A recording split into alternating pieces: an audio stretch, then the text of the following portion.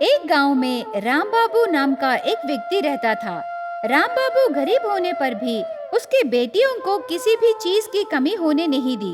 चंद्रिका गांव में रहकर उसके पिता का ख्याल रखती थी, लेकिन हरिता शहर में पढ़ाई करके कभी कभी घर आती थी।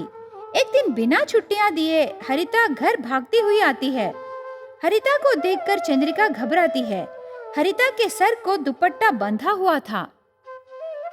दीदी, दीदी, क्या हुआ रे? क्यों ऐसे रो रही हो?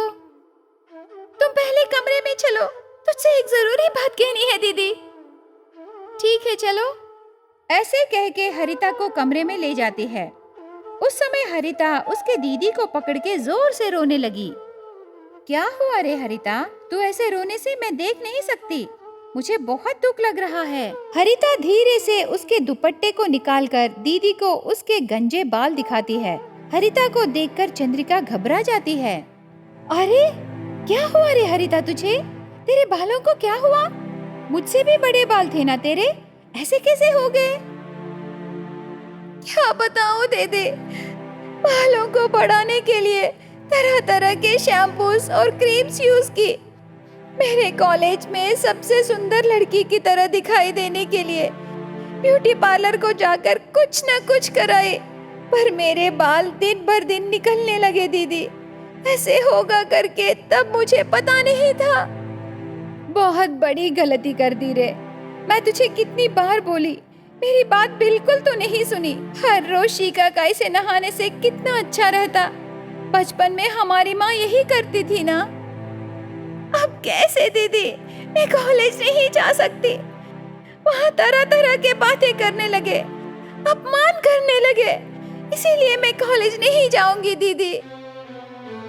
थोड़े दिनों तक तू आराम से इधर ही रहो बहन। कम से कम गांव में घूमने के लिए मुझे बाल चाहिए ना। ऐसे गंजे से मैं कैसे रहूं? पापा को ये विषय पता चलने से बहुत दुखी होंगे। मैं उन्हें क्या जवाब दूं दीदी? ये सब याद आने से मुझे बहुत डर लग रहा है। अरे हरिता, हर एक प्रश्न का जवाब रहेगा, ऐसे ही हर एक समस्या का हल रहेगा।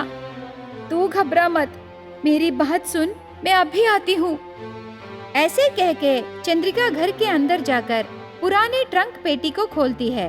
उसमें रहे विग को लाकर उसकी बहन हरिता को देती है। हरिता वो विग रख लेती है। देखो हरिता, थोड़े दिनों तक तुम ये विग रखो, इतने में मैं कोई हल निकालूंगी। ठीक है दीदी। इस तरह हरिता और चंद्रिका बातें करते समय वहाँ राम बाबू आता है। हरिता घर आने पर खुश होता है। कब आई मेरी प्यारी बेटी? इस बार छुट्टियों से पहले ही आ गई? वहाँ कोई समस्या तो नहीं है ना? कोई समस्या नहीं है पापा। मैं उसे घर आने के लिए चिट्ठी लिखी पापा, इसीलिए आ गई। हम अपने कुल देवता की पूजा कर रहे हैं ना, उस पूजा को हरिता रहने से अच्छा रहेगा, इसीलिए मैंने उसे बुलाया है। बहुत अच्छा काम की बेटी। कल ही है ना पूजा? सभी तैयार कर दी? पूरा तैयार कर दी पापा। एक बात भूल गया बेटी, कल तुम्हारे बड़े जीजा और छोटे जीजा आ रहे हैं तुम्हें देखने। मेरी दीदी ने मुझे चिट्ठी लिखी। बच्चे अब बड़े हो गए हैं, अब उनकी शादी करना है, नहीं तो मुश्किल हो जाएगा करके लिखी। तो आप क्या बोले पापा? और क्या बोलूंगा बेटी, मेरी दीदी की बात मानना है, क्योंकि वो मेरी भलाई के लिए ही सभी काम करेगी। लेकिन अगर तुम्हें पसंद नहीं है तो बोल दो, मुझे तुम्हारी खुशी ही चाहिए।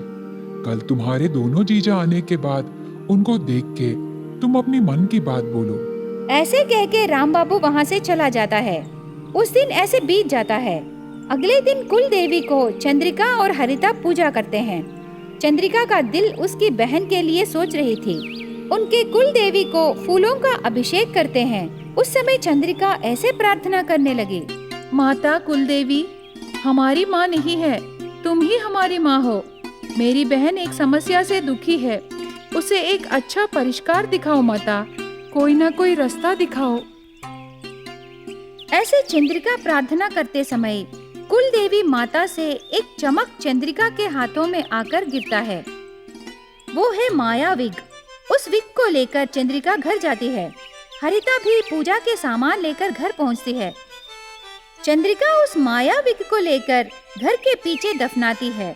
इतने में हरिता वहाँ आती है।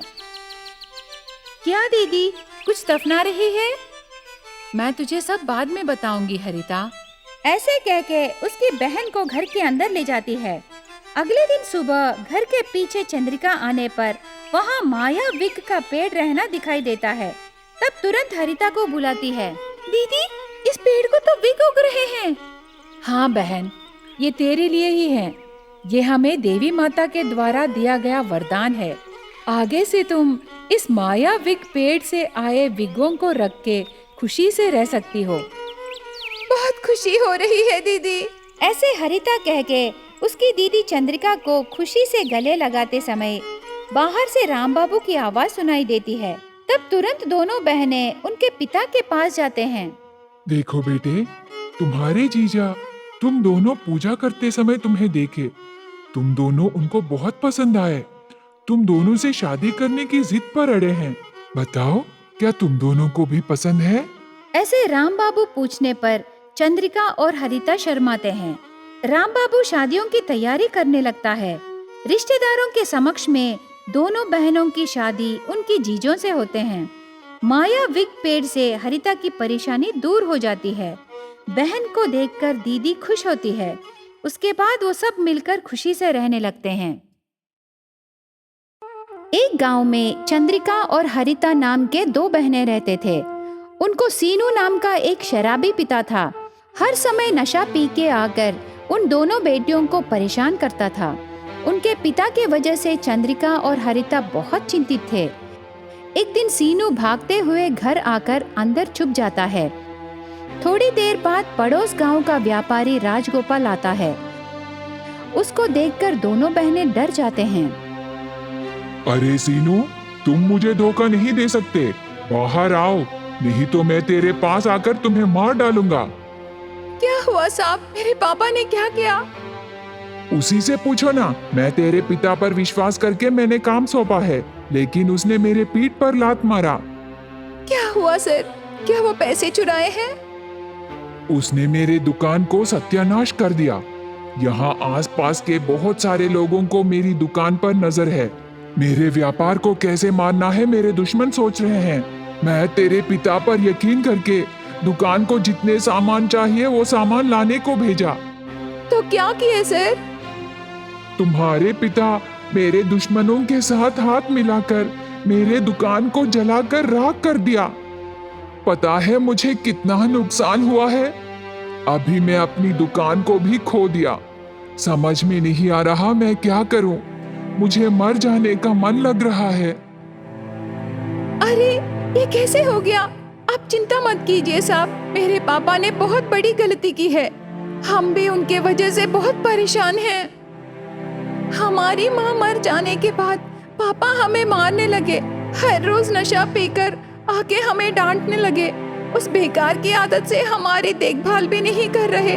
हम कुछ न कुछ काम करके ऐसे ही जी रहे हैं। उनके वजह से हमें शर्मिंदा हो रही है। आप मर जाने का निर्णय मत कीजिए, आपका निर्णय बदलिए। अब मैं क्या करूं बेटी, मेरा दुकान भी जलकर राख हो गया है। मुझे व्यापार में बहुत नुकसान हुआ है। क्या करना है मेरे दिमाग में कुछ नहीं सूझ रहा।